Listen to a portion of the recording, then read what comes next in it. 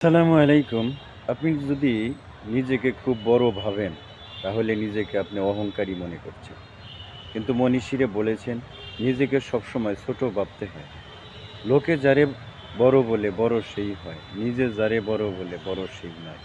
কাজেই এই যে কবিতার উক্তিটা, এই উক্তিটাকে আসলে হৃদয়ে লালন এবং ধারণ করে নিজেকে কখনোই আসলে বড় ভাবা ঠিক নয়। আপনি যদি ভালো কাজ করেন, বড় কাজ করেন, অবশ্যই সেই জিনিসটা প্রকাশ পাবে এবং মানুষ বুঝতে পারবে যে আসলে আপনি ভালো কাজ করতেছেন।